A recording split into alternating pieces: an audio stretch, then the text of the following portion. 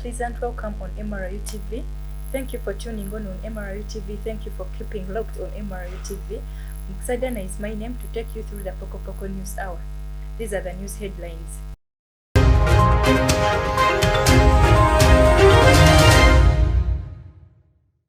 Jimmy Carter begins hospice care at home. North Korea confirms ICBM test. 8 police officers killed in Nigeria ahead of elections. 18 found dead in truck in Bulgaria. 6 killed, 100 injured after new quakes in Turkey and Syria.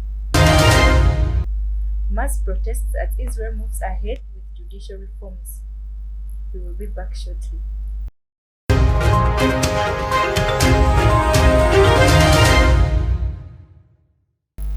Former United President Jimmy Carter has decided to receive hospice care and spend his remaining time at home with his family. Let us have Nasolo Brenda for more details. At 95 years old, Jimmy Carter has lived longer after leaving the White House than any other former president in USA history.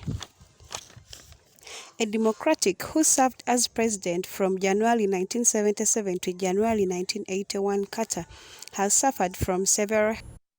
They took 14 stitches in my forehead, and my eye's black, as you notice. But I had a #1 priority, and that was to come to Nashville to build houses. Issues in recent years, including melanoma that spread to his liver and brain, although he had responded well at treatment he received. He began hospice care at home instead of additional medical intervention after a series of short hospital stays. The Carter Center said on Saturday he has the full support of his medical team and family, which asks for privacy at the time, and he's grateful for the concern shown by his many admirers. Nasolo Brenda reporting for MRIU TV. Thank you, Nasolo Brenda. 8 police officers killed ahead of Nigeria elections. At least 8 Nigerian police officers have been killed in separate attacks by suspected rebels in the country's southeast just days ahead of presidential elections. Let us have Nambu Vichwan for more.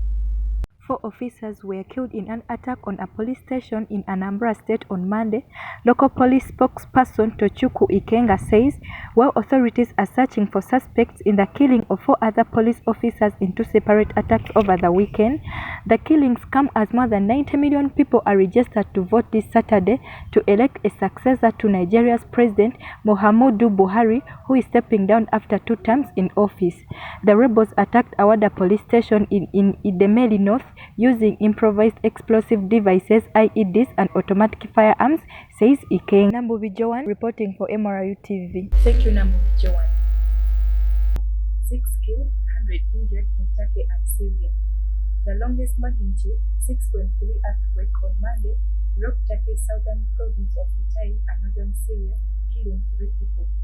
Let us have a new magnitude 6.3 earthquake hit Turkey and Syria's border region, killing 3 people. Weeks after the 6 February quakes killed tens of thousands of people. More than 200 people have also been injured in Turkey as buildings collapsed, trapping some people. Dozens of injuries were also recorded in neighboring Syria. The largest magnitude 6.3 earthquake was centered in the town of Difen in Turkey, Hatay province, one of the worst hit regions in the magnitude 7.8 and 7.6 earthquake.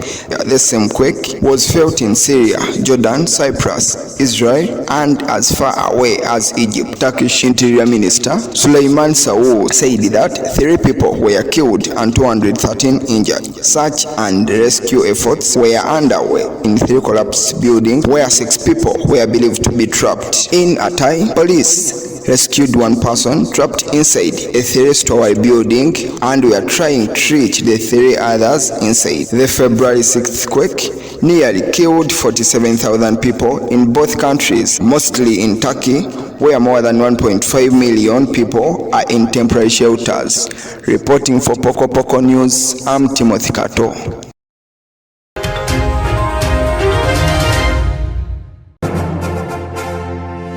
glance at the Americanism empowerment. When you take a sport or either take a deep look at the way the Americanism department is devoted to the practice. It is hands-on to every participant and backed by the well-stocked studios of Royal FM and Amarillo TV.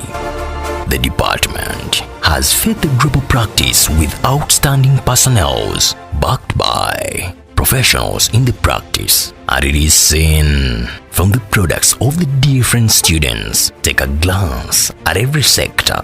The Royal FM has all the required machines and personnel to release a well-backed student.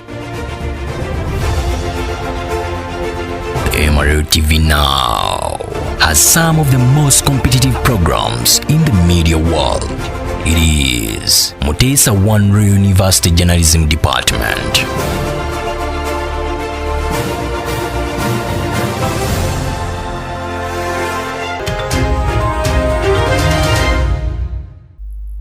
Welcome back from that short commercial break. Let us continue. North Korea confirms ICBM test.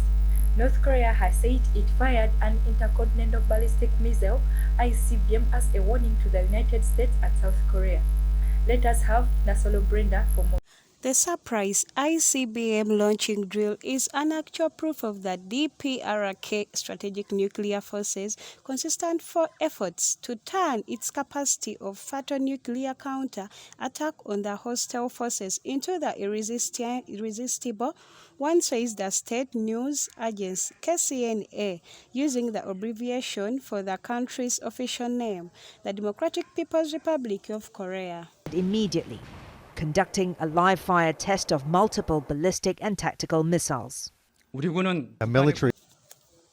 The state news agency says the missile had flown for 1 hour, 6 minutes and 55 seconds as high as 5,768 kilometers, that is 3,804 miles, before actually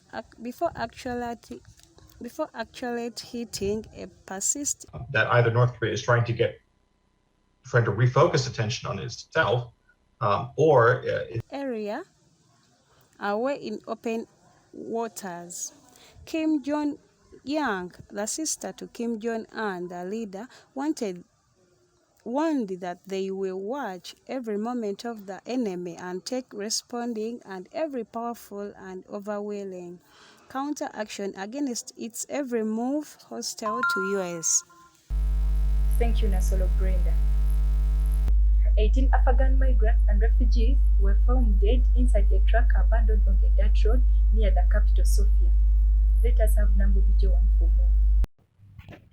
The discovery on Friday was the deadliest incident linked to people smuggling in Bulgaria as the country struggles with a surge in illicit border crossings. The truck was transporting the Afghans who had arrived from Turkey and were heading towards Western Europe via Serbia. Initial investigations showed Bulgaria is situated on a route used by migrants from the Middle East and Afghanistan to enter the European Union. Most do not stay in the country, the EU's poorest member state, but look to move on to richer countries in Western Europe, often using elaborate networks of smugglers. In 2015, 3 Bulgarian truck drivers were arrested and later charged with the deaths of 71 migrants found dead beside an Austrian motorway. In December, Bulgaria was blocked from entering the EU's passport-free Schengen zone by Austria and the Netherlands over security and rule of law concerns, but the country will seek to gain entry again this year. Hristo Krastev, spokesman for the Soviet Public Prosecutor's Office, told reporters that the 6 Bulgarians indicated in case included the alleged ringleader of the smuggling group. They face up to 15 years in prison if convicted on charges of involuntary manslaughter and participating in organized crime and people smuggling.